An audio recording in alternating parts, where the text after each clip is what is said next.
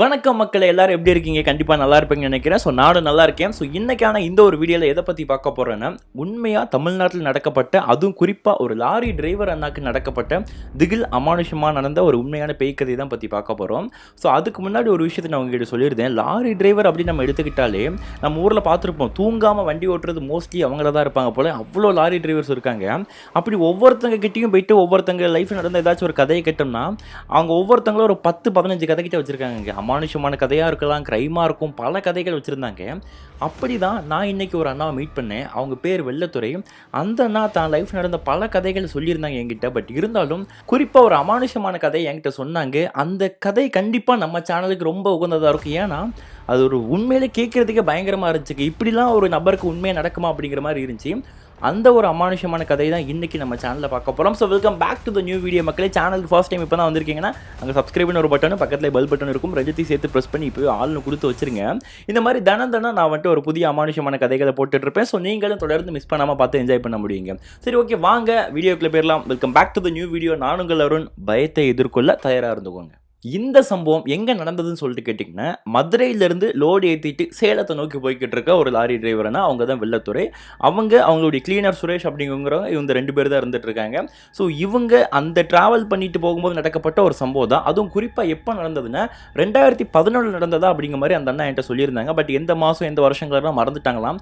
ஏன்னா கிட்டத்தட்ட ஒரு 10 வருஷத்துக்கு மேலே ஆயிடுச்சு இல்லையா? ஸோ மறந்துட்டாங்க போல். ஸோ இப்போ கதைக்கு டேரெக்டாக வந்துடலாம். அந்த அண்ணா என்ன பண்ணுறாங்கன்னா, ஃபுல்லாக வந்துட்டு சிமெண்ட் லோடுங்க. சிமெண்ட் லோடை ஃபுல்லாக ஏற்றி சேலத்தில் கொண்டு ட்ராப் பண்ணணும். இதுதான் அவங்களுக்கான டாஸ்க்னா வேலைன்னு வச்சுக்கோங்களேன். இந்த மாதிரி தான் ஒரு சுச்சுவேஷன் இருந்துகிட்டு இருக்குது. ஸோ இப்படி இருந்துட்டு இருக்கும்போது தான் வண்டியை ஆல்ரெடி வந்துட்டு வெள்ளத்துறை அண்ணா அந்த லோடு ஏற்றுவாங்க பாருங்கள், அந்த ஏரியாவில் ஃபேக்ட்ரியில் கொண்டு விட்டுட்டாங்க. ஸோ ஃபுல்லாக வந்துட்டு லோடு ஏறிக்கிட்டு இருக்குது. லோடு ஏறிட்டு இருக்கும்போது தான் இப்போ லாரியில் இன்னொருத்தர் வந்து ஏறுறாரு. அவர் ஏறுறாரு ஆல்ரெடி சொன்ன மாதிரி கிளீனருங்க. அவர் அப்போ தான் அந்த வெள்ளத்துறை அண்ணா கூட வந்துட்டு ஜாயின்டே பண்ணுறாரு. ஸோ இந்த மாதிரி லாரியில் லோடு ஏற்றிட்டு இருக்காங்க. சாயந்தரம் 6 மணி, ஒரு 6:30 மணிக்கிட்டே இருக்குதுங்க. இப்போ இவங்க வெள்ளத்துறையும் அது போக வந்திருக்க கிளீனர் என்ன பண்ணுறாங்க, சரி லோடு ஏற்ற லேட் ஆகும் போல், நம்ம இப்போயே சாப்பிட்றோம், இல்லை சாப்பாடு பார்சல் வாங்கிட்டு வந்துடலாம் அப்படிங்கிற மாதிரி சொல்லிட்டு முதல்ல ஒரு டீ கடைக்கு போய் டீயை குடிச்சிட்டு பக்கத்துலேயே ஒரு ஹோட்டல் இருந்துச்சுங்க.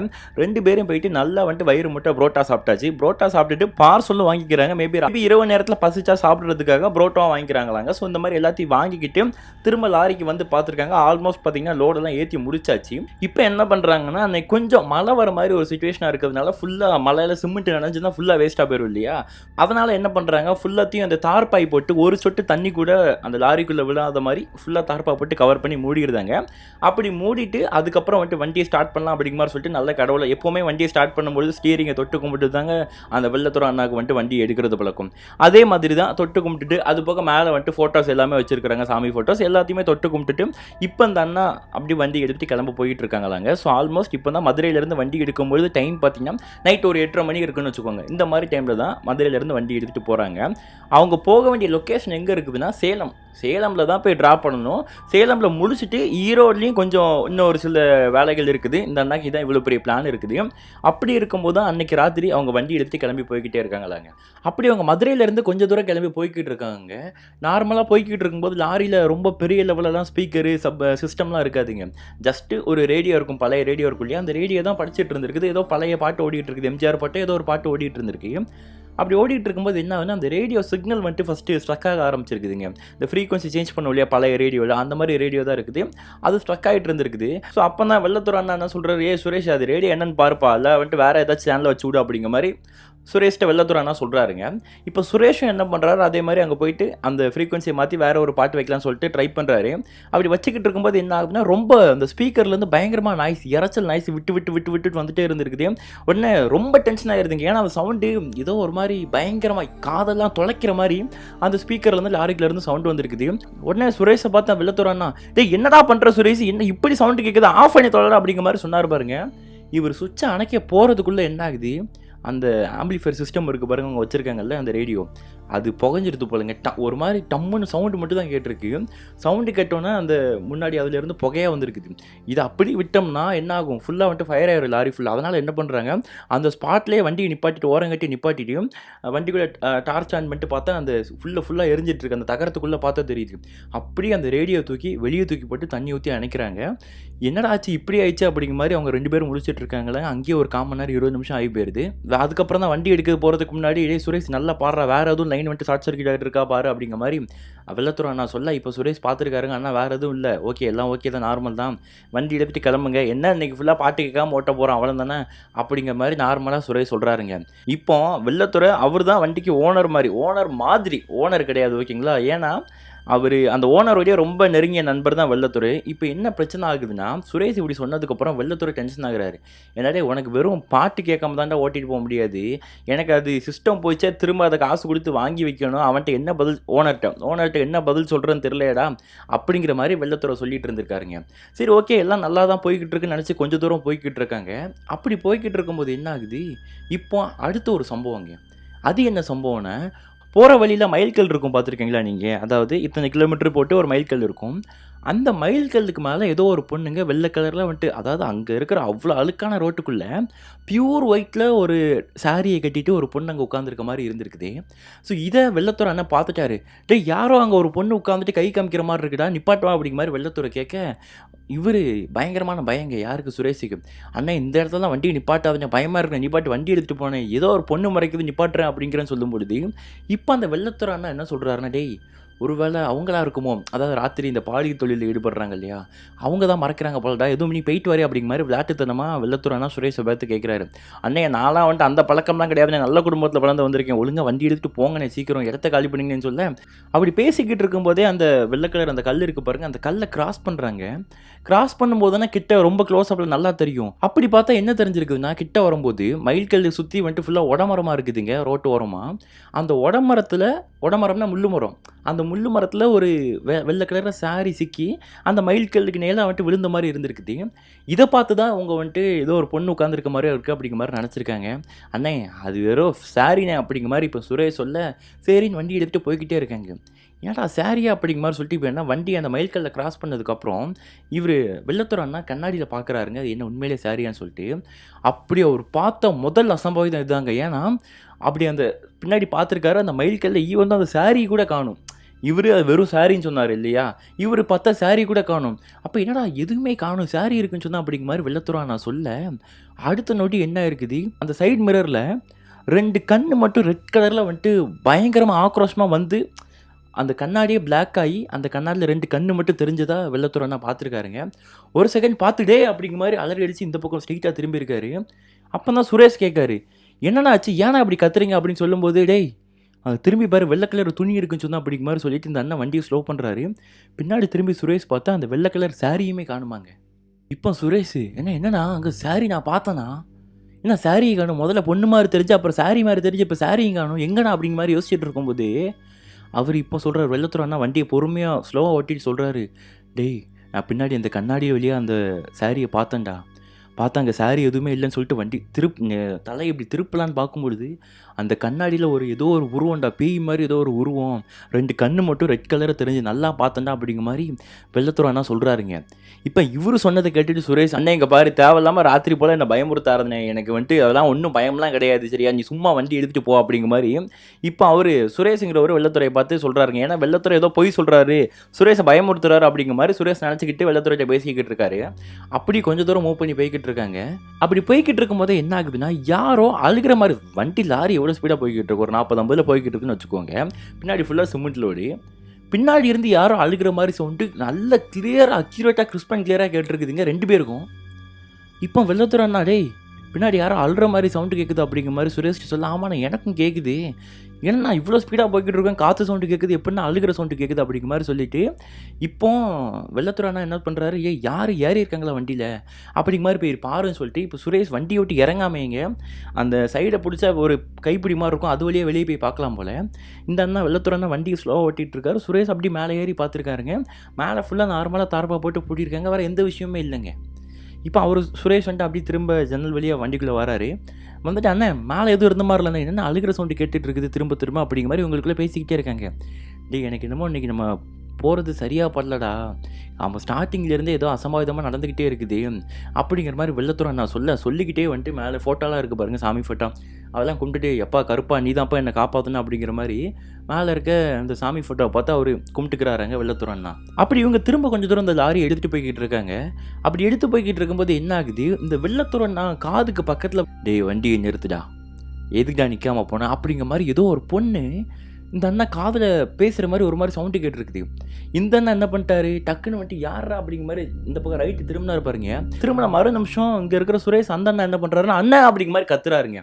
கத்துனதான் மொத்தமாக கதை முடிஞ்சு. என்னன்னா இவர் இங்கே திரும்பின கேப்பில் முன்னாடி பேரிகார்டு வந்திருக்கு. ஈவன் தோ பேரிகார்டில் ரிஃப்ளெக்ஷன் ஸ்டிக்கர்லாம் கூட இல்லை, பேரிகார்டில் விட்டு ஏற்றிட்டாங்க.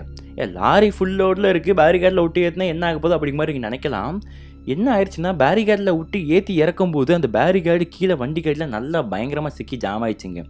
வண்டி ஒரு மாதிரி கரன்னு அந்த பேரிகார்டை ஃபுல்லாக இழுத்து ஸ்லோவாகி நின்றுருக்கு. நல்ல வேளை லாரி வந்துட்டு அப்செட் ஆகலை.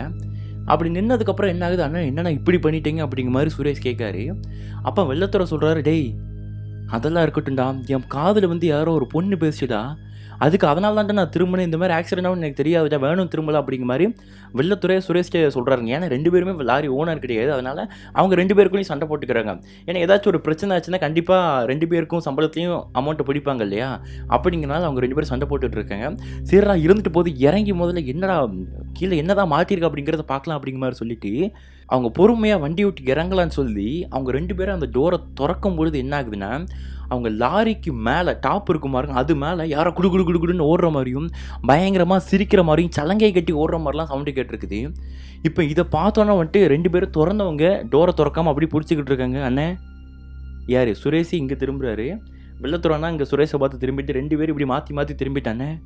மேலே எதுவும் நடக்கிற மாதிரி சவுண்டு கேட்குது, எனக்கு பயமாக இருக்குண்ணே, நம்ம வண்டியை விட்டு இறங்குறது நல்லதா படலை அப்படிங்கிற மாதிரி இவங்க 2 பேரும் சொல்ல, டே வேறு என்னடா பண்ண, லாரி டயருக்கீழே மாட்டிக்கிச்சுட்டா ஜாம் ஆச்சு அப்படிங்கிற மாதிரி வெள்ளத்துறை சொல்கிறாரு. அப்படி வெள்ளத்துறை நான் சொன்னதுமே சுரேஷ் என்ன சொல்கிறாரு, ஆனால் எதுக்கும் பொறுமையாக ரிவர்ஸ் அடிச்சிருப்பாரு, அந்த பேரிகார்டு விட்டு லாரி வந்தாலும் வரதுக்கு வாய்ப்பு இருக்குது அப்படிங்கிற மாதிரி சொல்ல, இப்போ இவர் என்ன பண்ணுறாருன்னா பொறுமையாக ரிவர்ஸ் கியர் போட்டு வண்டியை மூவ் பண்ணலான்னு பார்க்குறாருங்க. அப்படி ரிவர்ஸ் கியர் போட்டு வண்டி மூவ் பண்ணலான்னு பார்த்தா கட்ட கட்ட கட்ட கட்ட கட்டன்னு இன்னமா சவுண்டு கேட்குது. இப்போ வெள்ளத்துறை வேணா வண்டியை ஸ்டாப் பண்ணிட்டு, டேய் இல்லைடா முடியவே முடியாது, நான் வேணா ஓனருக்கு வேணாலும் கால் பண்ணுறேன், இல்லை வேறு யாருனாலும் கால் பண்ணலாம், நம்ம எக்கு தப்பா வண்டியை இப்போ எடுத்து வேறு ஏதாவது பெரிய பிரச்சனை ஆகிடக்கூடாது, நம்ம நார்மலாக இப்போ பார்த்து கண்டுபிடிச்சி எடுத்துட்டா கூட வந்துட்டு பிரச்சனை வராது, இல்லை பெரிய செலவாயிருச்சுன்னா பெரிய பிரச்சனைடா அப்படிங்கிற மாதிரி வெள்ளத்துறைனா சொல்லிக்கிட்டு இருக்காருங்க. சரி என்னண்ணா பண்ண அப்படிங்கிற மாதிரி யோசிக்கும் போது, சரி நீ பயந்துட்டு இருக்க, நான் வெளியே போய் பார்க்குறேன் அப்படிங்கிற மாதிரி வெள்ளத்துறைனா போயிட்டு வண்டியை விட்டு இறங்கிட்டு வெளியே பார்த்துருக்காரு, மேலே ஏறி பார்த்துருக்காருங்க. மேலே எதையுமே காணும். ஆனால் கொடுக்கணும் இப்போ சவுண்டு கேட்குதான்னு கேட்டால், ஆனால் இப்போ சவுண்டு இல்லைன்னு சொல்லி சொல்கிறேன். சரி இறங்குடா மேலே எதுவும் இல்லை அப்படிங்கிற மாதிரி சொல்லிட்டு இப்போ இவங்க 2 பேரும் இறங்கி கீழே பார்க்குறாங்க. நல்லா பயங்கரமாக அந்த பேரிகேடு வந்துட்டு உள்ளுக்குள்ளே ஜாம் ஆகிருக்குதுங்க. அப்புறம் என்னடா பண்ணலாம் அப்படிங்கிற மாதிரி அவங்களுக்குள்ள பயங்கரமாக குழப்பத்தோடு யோசிச்சுக்கிட்டே அந்த லாரிக்கு முன்னாடி உட்காந்துட்டு இருக்காங்களாங்க. ஓனருக்கு கால் பண்ணிடலாமான்னு சொன்னால் கொஞ்சம் பயமாக இருக்குது, நம்ம எடுக்க முடிஞ்சால் எடுத்துடலாம், இன்னொரு 1 மணி நேரம் ட்ரை பண்ணி பார்க்கலாம், அதே மாரி எடுக்க முடியலன்னா நம்ம ஓனர் கால் பண்ணலாம் அப்படிங்கிற மாதிரி இவங்க 2 பேரும் பிளான் பண்ணுறாங்க. இப்போ தான் வெள்ளத்துறனாக்கு இன்னொரு ஐடியா வருதுங்க. டே எனக்கு ஒரு ஐடியாடா, நீ வண்டியிலேருந்து கயிறு எடுத்துட்டு வா அப்படிங்கிற மாதிரி வெள்ளத்துறன்னா சுரேஷ்ட சொல்ல, இப்போ சுரேஷ் வண்டியிலேருந்து கயிறு எடுத்துகிட்டு வராருங்க. அந்த கயிறை இப்போ சுரேஷ்ட சொல்லி என்ன பண்ணுறாங்க, நீ அந்த மரத்தில் கட்டிட்டு வா ஃபஸ்ட்டு அப்படிங்கிற மாதிரி இந்த அண்ணா சுரேஷ்ட சொல்லியிருக்காங்க.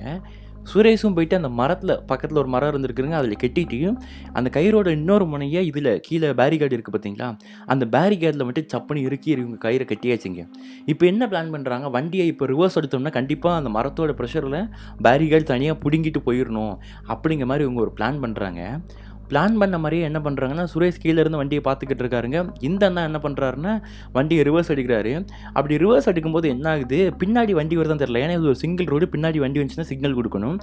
அதனால் இப்போ இந்த அண்ணா சுரேஷை நீ வண்டிக்கு பின்னாடி போய் நில்டா, நான் வந்துட்டு ரிவர்ஸ் எடுக்கணும் அப்படிங்கிற மாதிரி இந்த அண்ணா சுரேஷ்ட சொல்ல, இப்போ சுரேஷ் வந்துட்டு வண்டிக்கு பின்னாடி போய் நின்றுருக்காருங்க. இப்போ அந்த அண்ணா ஃபுல் ரேஸ் அமுக்கி கிளச்சை விட்டாரு பாருங்க, அந்த முன்னாடி அந்த கீழே சிக்கியிருந்த பேரிகார்டு புட்டிங்கிட்டு அப்படி மரத்தில் போய் அடிச்சிருக்குதுங்க. லாரி சட்டனா பின்னாடி வந்திருக்குது. அப்புறம் அந்த அண்ணா பிரேக் அடிச்சுட்டு ஒரு வழியாக முடிஞ்சுப்பா, பிரச்சனை முடிஞ்சு, இனிமேல் கிளம்பி நிம்மதியாக போகலாம் அப்படிங்கிற மாதிரி சொல்லி முடிவு பண்ணிட்டு, டே சுரேஷ் வாடா வேலை முடிஞ்சு அப்படிங்கிற மாதிரி அந்த அண்ணா கூப்பிட்டுருக்காருங்க. சுரேஷ் ஆலயக்கான வரல. இப்போ என்ன பண்ணுறாரு இந்த அண்ணா, சரி நம்மளே போயிட்டு அந்த கயிறை ஊற்றிட்டு வந்துடலாம் சொல்லிட்டு லாரியை ஓரமாக நிப்பாட்டிட்டு அந்த அண்ணா மரத்தில் கட்டியிருந்த கயிறையும் பேரிகார்டில் கட்டியிருந்த கயிறையும் அவுத்துட்டு நேராக வண்டிக்குள்ளே வந்து கயிறை போட்டிருக்காங்களாங்க. போட்டதுக்கப்புறம் சுரேஷ் வாடா ஏறுறா அப்படிங்கிற மாதிரி சொல்ல, இப்போ சுரேஷ் வந்துட்டு பொறுமையாக ஒரு மாதிரி நடந்து வண்டிக்குள்ளே ஏறி இருக்கிறாருங்க. அப்படி ஏறினதுக்கப்புறம் இப்போ வண்டி பொறுமையாக மூவ் ஆகி போய்கிட்டே இருந்திருக்குது. கொஞ்சம் தூரம் போகிறாங்க போய்கிட்டே இருக்காங்க. அதுலேருந்து ஒரு 30-40 கிலோமீட்டர் போயிருப்பாங்களாங்க. அப்படி 30-40 கிலோமீட்டர் போனதுக்கப்புறம் என்ன ஆகுதுன்னா, இப்போ திரும்பியும் அதே மாதிரி ஒரு சம்பவம் நடக்குது. அது என்ன சம்பவம்னு, இந்த வெள்ளை கலரில் சாரி உடுத்துட்டு அங்கே ஒரு பொண்ணு உட்காந்துருந்தான்னு சொன்னது இல்லையா, அந்த மாதிரி வெள்ளை கலர் சாரி உடுத்திட்டு ஒரு பொண்ணு உட்காந்துருக்காங்க. இன்னொரு ஆம்பளை ஆளும் யாரோ அந்த பொண்ணு பக்கத்தில் உட்காந்துருக்க மாதிரி 2 பேரும் நின்று கை மறைக்கிற மாதிரி இந்த அண்ணாக்கு தெரிஞ்சிருக்குதுங்க. என்னடா இப்படிலாம் நடக்குது அப்படிங்கிற மாதிரி சொல்லிட்டு இந்த அண்ணா என்ன பண்ணியிருக்கிறாரு, இதெல்லாம் கண்டுக்காம திரும்ப வண்டியை மூவ் பண்ணிட்டே போயிருக்கிறாருங்க. இப்போ பக்கத்தில் இருக்க சுரேஷ் என்ன சொல்கிறாரு, அண்ணன் எதுக்கு நீ வண்டியை நிப்பாட்டாமல் போய்கிட்டு இருக்கீங்க, அதான் மறைக்கிறாங்கல்ல, நிப்பாட்டி என்னன்னு கேட்க வேண்டியது என்ன, அங்கேருந்தே மறைச்சிட்டு வராங்க, நீ என்ன நிற்காமல் போய்கிட்டே இருக்குன்னு சொல்லும்போது இப்போ தான் வெள்ளத்துறை நான் சொல்கிறாரு, டேய் உனக்கு என்ன பைத்தியமா, அங்கேருந்தே ஒருத்தங்க மறைச்சிட்டு வராங்க, எப்போ நமக்கு முன்னாடி போக முடியும், இது ஏதோ வேறு ஏதோ சம்திங் ராங்குடா அப்படிங்கிற மாதிரி இந்த அண்ணா சொல்லிக்கிட்டு இருக்கும்போதே ராங்குன்னு தெரியுது இல்லை வண்டியை நிப்பாட்டு அப்படிங்கிற மாதிரி சுரேஷுக்கு ஒரு மாதிரி டிஃப்ரெண்ட்டான வாய்ஸில் இந்த அண்ணாவை பார்த்து பேசியிருக்கிறாருங்க. உனக்கு என்னடா ஆச்சு, ஏன்டா இப்படிலாம் பேசுகிற அப்படிங்கிற மாதிரி இந்த அண்ணா சுரேஷை பார்த்து கேட்க, வண்டியை நிறுத்த போறியா இல்லையாடா அப்படிங்கிற மாதிரி மரியாதை இல்லாமல் சுரேஷுங்கிறவர் வெள்ளத்துறையை பார்த்து பேசியிருக்கிறாரு. ஆனால் இந்த மாதிரி ஒரு நாள் கூட இந்த அண்ணா பேசினதே கிடையாதுங்க. அப்படி இருந்துட்டு இருக்கும்போது என்ன ஆகுது, இந்த அண்ணா வண்டியை ஓரமாக நிப்பாட்டிட்டே, டேய் என்னடா மரியாதை இல்லாமல் அவன் பேசிகிட்டு இருக்க, அவனுக்கு என்னடா வயசாச்சு அப்படிங்கிற மாதிரி சொல்லிட்டு இந்த டப்புன்னு அடிக்க போயிருக்காங்களாங்க. அடித்தா அந்த உடம்புக்குள்ளே இப்படி அடித்தோன்னா மேலே படணும்ல, படாமல் உள்ளோடி போயிருக்கான். இதை பார்த்து ஒரு செகண்ட் அந்த வெள்ளத்துறைன்னா அள்ளி விட்டுருச்சாங்க. என்ன பண்ணன்னு தெரியாமல் பயத்தில், டேய் நீ யார் அப்படிங்கிற மாதிரி கேட்டுக்கிட்டே இருந்திருக்காரு. அப்படி கேட்டது மட்டும் இல்லாமல் திரும்ப பார்த்துருக்குறாருங்க, அந்த உருவம் பயங்கரமாக சிரிச்சுக்கிட்டு அப்படி காத்தா கலந்து போன மாதிரி தெரிஞ்சிருக்குது. பயத்தில் என்ன பண்ண தெரியாமல் வண்டியை நிப்பாட்டிட்டு கொஞ்சம் தூரம் தள்ளி போயிட்டு ஓனருக்கு கால் பண்ணுறாருங்க. கால் பண்ண மாதிரி இந்த மாதிரி நடந்த விஷயங்களெல்லாம் சொல்கிறாரு. சொன்னதுமே அடுத்த ஒரு 3-4 மணி நேரத்தில் நீ அங்கேயே ஏறி வண்டிக்கிட்டே வெயிட் பண்ணு, ஃபுல்லாக லோடு இருக்குது, எவனும் களவான்ட்டு போயிட போகிறான், நீ சொல்கிறத பார்த்தா உண்மை மாதிரி தெரியல, நான் வரேன் அப்படிங்கிற மாதிரி சொல்லிட்டு ஓனர் போலீஸோடு வந்து பார்த்துருக்குறாருங்க.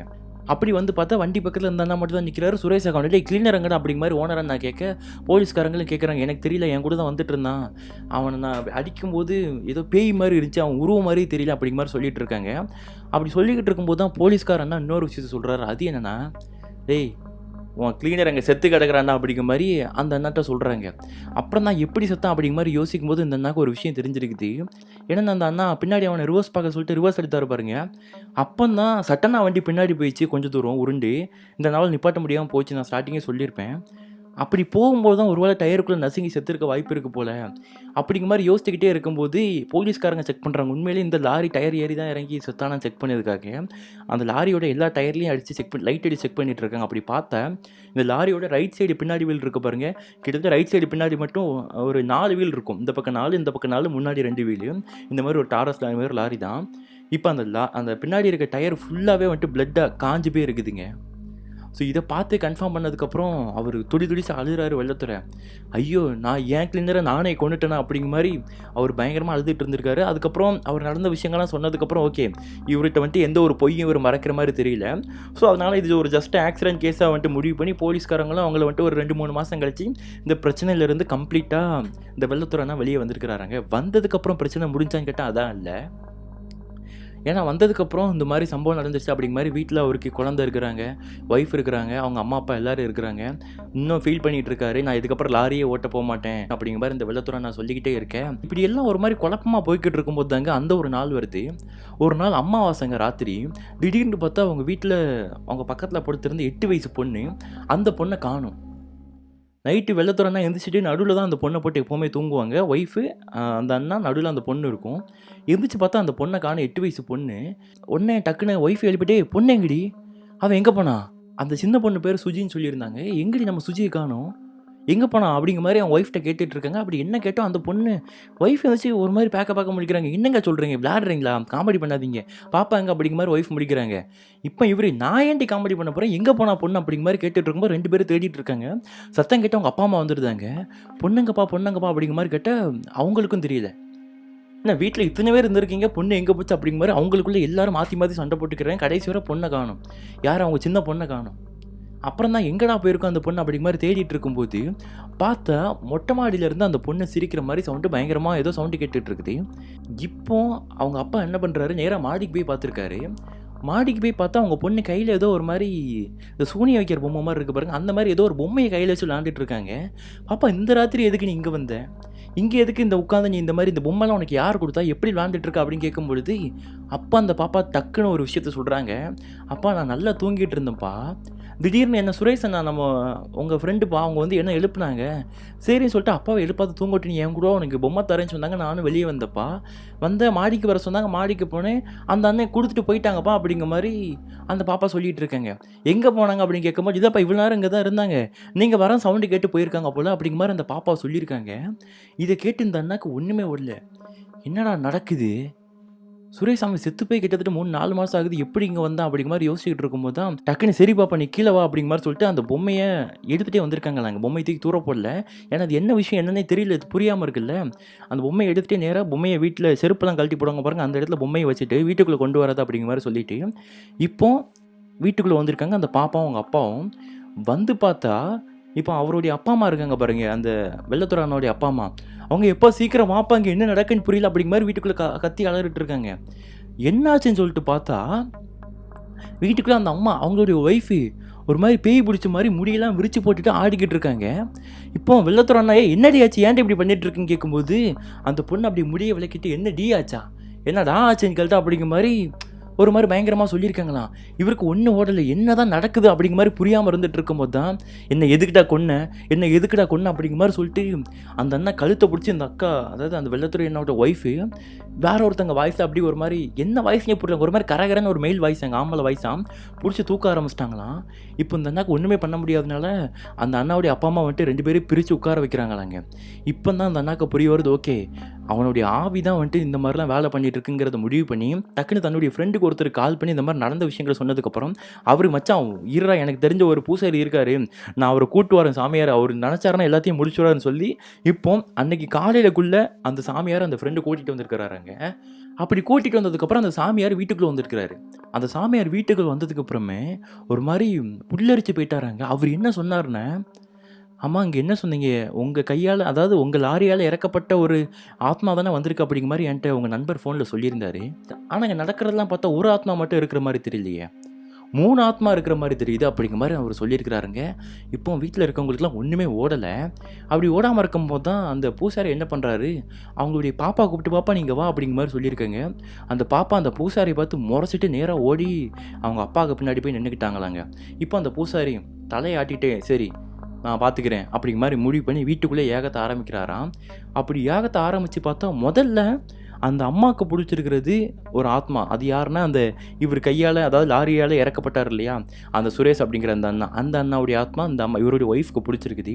இப்போ அந்த அம்மாவை வந்துட்டு உட்கார வச்சு எதுக்கு இந்த மாதிரி வந்துட்டு இறந்ததுக்கப்புறம் உங்கள் குடும்பத்தை பிரச்சனை பண்ணுற, அவர் உனக்கு என்ன கெடுதல் பண்ணார் அப்படிங்கிற மாதிரி இப்போ அந்த பூசாரி கேட்கவும் அப்போ அந்த பையனுடைய ஆத்மா என்ன சொல்லியிருக்குன்னா, இல்லை இவருக்கு எப்படி ஒரு குடும்பம் இருக்கும் அந்த மாதிரி எனக்கு ஒரு குடும்பம் இருக்குது, இப்போ அந்த குடும்பம் நடு ரோட்டில் நிற்கிது, எனக்கு தினம் தினம் பயமாக இருக்குது, என் ஒய்ஃப் வந்துட்டு உட்காந்து அழுறாங்க, என் பிள்ளைங்களுக்கு ஒழுங்காக சாப்பாடு கிடைக்க மாட்டேங்குது, எனக்கு கஷ்டமாக இருக்குது, எல்லாத்துக்கும் காரணம் இவனால தான் காரணம், இவன் குடும்பமும் நிம்மதியாக வாழக்கூடாது அப்படிங்கிற மாதிரி சொல்லும்பொழுது இப்போ வெள்ளத்துறை அண்ணா அழுதுகிட்டே அந்த அவருடைய ஒய்ஃப் காலில்ங்க. பட் அந்த ஒய்ஃப்குள்ள அந்த பையனுடைய ஆவி தான் இருக்குது.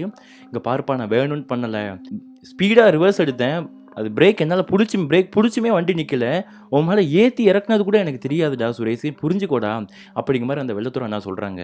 அது மட்டும் இல்லாமல் இப்போ என்ன உன் குடும்பத்தை பார்த்துக்கணும் அவ்வளோதானே, நான் பார்த்துக்கிறேன் விடு அப்படிங்கிற மாதிரி சொல்லிட்டு இந்த அண்ணா ஒரு வாக்குறுதி கொடுக்குறாரு. அப்படி இருந்தால் அந்த ஆத்மாவுடைய கோபம் குறைதியை தவிர்த்து அந்த பொண்ணுடைய உடம்பு விட்டு போக மாட்டேங்குது. ஸோ இப்போ அவர் என்ன பண்ணுறாருன்னா அந்த பூசாரி இங்கே பாரு அவர் உனக்கு ஒரு செய்கிறேன்னு சொல்லியிருக்காரு, ஸோ அதனால் இப்போதைக்கு இந்த உடம்பு விட்டு நீ கிளம்பி போய் இதுக்கப்புறம் இவங்க குடும்பத்தை தொந்தரவு பண்ணாத, அப்படி ஒரு செய்யலைன்னா நீ அதுக்கப்புறம் மற்றதை பண்ணிக்கோ அப்படிங்கிற மாதிரி அந்த பூசாரி சொன்னது மட்டும் இல்லாமல் இப்போ நான் சொல்கிறத நீ கேட்கலாம் ஒன்று அடியோடு அழைச்சிடும் அப்படிங்கிற மாதிரி அந்த பூசாரி சொல்லி மிரட்டி இருக்கிறாரு. இப்போ அந்த ஆத்மா சரின்னு சொல்லிட்டு கிளம்பி போன மாதிரி, அதாவது என்ன அந்த பொண்ணுடைய உடம்புலேருந்து ஒரு கருப்பு உருவம் அப்படி அங்கே நடந்துட்டு இருக்க அக்னி வழியாக கிளம்பி வெளியே போன மாதிரி இருந்திருக்குதுங்க. ஸோ இதோட பிரச்சனை முடிஞ்சு அப்படிங்கிற மாதிரி நினச்சிட்டு இருக்கும்போது அந்த பொண்ணு மயங்கி விழுறாங்க. மயங்கி விழுந்த மறுநொடி எப்படி மயங்கி விழுந்தாங்களோ அதே ஃபோர்ஸை திரும்ப பல மடங்கு பலத்தோடு எந்திக்கிறாங்க. இப்போ எந்திரிச்சதுக்கப்புறம் எல்லாரும் பயங்கரமாக ஷாக்குங்க. ஏன்னா இப்போ வேறு ஏதோ ஒரு பொண்ணு வயசில் பேசிகிட்டு இருக்காங்க. அந்த அவங்களுடைய ஒய்ஃபு பேசக்கூட இல்லை, பயங்கரமாக சிரிக்கிறாங்க. இப்போ இதை பார்த்ததுக்கப்புறம் அந்த பூசாரி என்ன பண்ணுறாருன்னா நினச்சது தான் அப்படிங்கிற மாதிரி அவர் சொல்லிக்கிட்டு இருக்கும்போதே அவர் பூசாரி சிரிக்கிறாரு. ஆனால் சுற்றி இருக்கவங்களுக்குலாம் பயங்கரமான பயம். என்னையா இப்போ தான் ஆத்மா விரட்டினேன் அப்படிங்கிற மாதிரி சொன்னீங்க, அதுக்குள்ளே திரும்ப வேறு ஏதோ ஒரு பொண்ணு வயசுல ஒய்ஃப் பேசிகிட்டு இருக்கா அப்படிங்கிற மாதிரி மற்றவங்களாம் சொல்கிறாங்க. அதாவது வெள்ளத்துறைலாம் சொல்லிகிட்டு இருக்காருங்க. அப்போ தான் அந்த பூசாரி என்ன சொல்கிறாருன்னா, கொஞ்சம் அமைதியாக இருங்க, இது வேறு ஆத்மா, இந்த ஆத்மாவால தான் அந்த பையனே இறந்தான்னு கூட சொல்லலாம். அன்னைக்கு வந்துட்டு உங்களுக்கு ஒரு சம்பவம் மட்டும் நடக்கல. வேற ஏதோ ஒரு சம்பவம் நடந்திருக்கு. அத சொல்லுங்க அப்படிங்கிற மாரி சொன்னதும், இப்ப அந்த அண்ணாங்க வெள்ளத்தூர் அண்ணா அன்னைக்கு நடந்த எல்லா விஷயங்களையும் சொல்றாங்க. நல்லா புரிஞ்சுக்கோங்க. இந்த ஆத்மா அதாவது இப்போ உங்க ஒய்ஃபுடைய உடம்புல புகுந்திருக்கு பாருங்க. உங்க ஒய்ஃப் உடம்புல மட்டும் புகரல. உங்க சின்ன பொண்ணையும் வந்துட்டு அந்த ஆத்மா அடக்கி வச்சிருக்குது. அதுக்கப்புறம் தான் அந்த பூசாரி இந்த அண்ணா கிட்ட வந்துட்டு இந்த ஆத்மா யார்? என்ன நடந்தது? அப்படிங்கிற மாரி சொல்றாங்களாங்க. அப்படி என்ன சொல்றாருன்னா, அந்த வழியா தான் கணவரோட 1 வயசு கைக்குழந்தையோட அந்த பொண்ணு இறந்து போயிருக்காங்க பாருங்க. பழைய பாஸ்ட்ல அந்த பொண்ணு அந்த வழியா பைக்ல வந்துட்டுருக்கும்போது, ஏதோ ஒரு லாரி டிரைவர் வந்துட்டு அடிச்சு தூக்கி போட்டு போயிருக்கிறாருங்க. பட் இருந்தாலும், அவங்க குழந்தை அடிச்சு தூக்குனதுல 1 வயசு குழந்தை எங்கேயோ பறந்து போய் விழுந்திருக்குது. ஸ்பாட்லயே கணவர் இறந்திருக்கிறாரு. ஆனா, அந்த வழியா போன எந்த வண்டியுமே அன்னைக்கு அவங்கள நிப்பாட்டல. அவங்க அந்த பொண்ணுக்கு மட்டும் கொஞ்சோண்டு உயிர் இருந்திருக்கு போல. அப்படி இருந்ததுக்கப்புறம் அந்த பொண்ணு எல்லா வர வண்டியெல்லாம் மறைச்சு, என் குழந்தைய காணும் காப்பாத்த ஹெல்ப் பண்ணுங்க, காப்பாத்த ஹெல்ப் பண்ணுங்க சொல்லிட்டு இருக்காங்க. அங்க ஏதோ ஒரு புதருக்குள்ள பயங்கரமா குழந்தை அழுற மாரி சவுண்ட் கேட்குதுங்க. ஆனா, அந்த பொண்ணு தேடி தேடி பார்த்துருக்காங்க. பட் அந்த குழந்தைய கண்டே பிடிக்க முடியல. அப்புறம் அந்த இடத்துலயே வந்துட்டு அந்த பொண்ணும், அதாவது அந்த குழந்தையோட அம்மாவும் வந்துட்டு அந்த இடத்துல உயிரை விட்டுருக்காங்க. அந்த ஆத்மா இன்ன வரைக்குமே அந்த இடத்துல தன் குழந்தைய கண்டுபிடிக்க யாராச்சும் ஹெல்ப் பண்ண மாட்டாங்களா அப்படிங்கிற மாரி உயிரோட இருக்க மாரி பிம்பத்தோட அந்த ஆத்மா சுத்திட்டு இருந்திருக்குது. அதுதான் உங்களையும் மறைச்சு ஹெல்ப் கேட்கறதுக்காக இந்த மாரி பண்ணியிருக்குது. ஆனா, அதுக்கும் உங்களுக்கு நடந்த ஆக்சிடென்ட்டுக்கும் அது மட்டும் இல்லாம இப்போ அவன் ஆத்மா வந்ததுக்கும் எந்த சம்மந்தமும் இல்ல. இது ஜஸ்ட் உங்கள பயமுறுத்த பார்க்கல. தான் குழந்தைய காப்பாத்துறதுக்காக இந்த மாரி பண்ணியிருக்கு அப்படிங்கிற மாரி இந்த நபர் சொன்னதும், அந்த பொண்ணு இன்னும் சிரிச்சுக்கிட்டே இருக்காங்க. அப்புறம் எதுக்கு ஏன் ஒய்ஃபோட உடம்புக்குள்ள புகுந்துட்டு இந்த மாரி பண்ணிட்டு இருக்காங்கன்னு சொல்லும்போது, அதுக்கு காரணம் அந்த சுரேஷ் தான் அந்த ஆத்மா கிட்ட இந்த லாரி டிரைவர் தான் எல்லாத்துக்கும் காரணம் அப்படிங்கிற மாரி உன்ன கை காமிச்சு விட்டுருக்கான். உன் குடும்பத்த சித்திரவதை பண்றதுக்காக. ஸோ அதுக்காக தான் அந்த ஆத்மா தேடி வந்திருக்குது. இப்ப நான் அந்த ஆத்மா கிட்ட நம்ம சொல்லி புரிய வைப்போம். இல்லாட்டி அந்த ஆத்மாவ அடிச்சு தான் அமுச்சு விடுன்னு சொல்லும்பொழுது, இப்ப அந்த பூசாரி நடந்த விஷயங்கள்லாம் சொல்லி புரிய வைக்கிறாருங்க. அப்படி புரிய வச்சதுக்கு அப்புறமும் அந்த ஆத்மா கேட்குற மாரி இல்ல. வேற வழி இல்லாம அந்த ஆத்மாக்கு ஆத்ம சாந்தி குடுத்து அமுச்சு விட்டுருக்காங்க. அதுக்கப்புறம் என்ன நடக்குதுன்னா, அந்த வெள்ளத்தூர் அண்ணா பார்க்குறாரு, தன் குழந்தை கையில அதே பொம்மை இருந்திருக்குது. இப்போ என்ன பண்றாங்க, அந்த பொம்மையும் பிடுங்கி வெள்ளத்தூர் அண்ணா அந்த அக்னியிலே போட்டு தராங்க. ஒரு 2 நாள் அந்த குழந்தை வந்துட்டு பயங்கரமா அழுதுட்டு இருந்திருக்காங்க போல அந்த பொம்மைய போட்டதுனால. அதுக்கப்புறம் வேற பொம்மையெல்லாம் வாங்கி கொடுத்து சமாளிச்சு இந்த பிரச்சனையெல்லாம் முடிச்சிருக்காங்க. ஸோ அதுக்கப்புறம் அந்த அண்ணா லைஃப்ல எந்த ஒரு பிரச்சனையும் வரல போல. ஸோ இந்த மாதிரி அந்த அண்ணாக்கு பாஸ்ட்ல 2011ல ஒரு பயங்கரமான அமானுஷ்யமான சம்பவம் நடந்திருக்குது. இப்போ வரைக்கும் அந்த அண்ணா லாரி ஓட்ட அதுக்கப்புறம் போகவே இல்ல அப்படிங்கிற மாரி சொல்றாங்க. அதுக்கு பதிலா ஊர்லயே வந்துட்டு டாக்ஸி, கேப் அந்த மாரி ஒரு வாங்கி விட்டுட்டு இந்த மாரி வேலைய பண்ணிட்டு இருக்காங்களா அந்த அண்ணா. ஸோ புரோக்கரிங் வேலை பார்த்துட்டு இருக்கேன் அப்படிங்கிற மாரி சொன்னாங்க. ஸோ இந்த சம்பவத்திலிருந்து நீங்க ஆடியன்ஸ் என்ன நினைக்கிறீங்க? அந்த அண்ணாக்கு நடந்த ஒரு கொடுமையான விஷயத்த பார்த்து என்ன நினைக்கிறீங்க? ஸோ அப்படிங்கிறது எல்லாத்தையும் இந்த வீடியோவுடைய கமெண்ட் பாக்ஸில் போட்டுட்டு போங்க.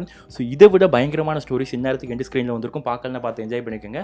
அண்ட் இதை விட இன்னும் பெட்டரான ஒரு அமானுஷ்யமான ஸ்டோரியில் நான் நெக்ஸ்ட் உங்களை வந்து மீட் பண்ணுறேன். ஸோ இப்போயே சப்ஸ்கிரைப் பண்ணி பெல் பட்டன் ஆல்னு கொடுத்து வச்சிருங்க. Love you so much guys, love you so much. Bye. நம்ம நெக்ஸ்ட் ஒரு நல்ல வீடியோ சந்திக்கலாம். பாய்.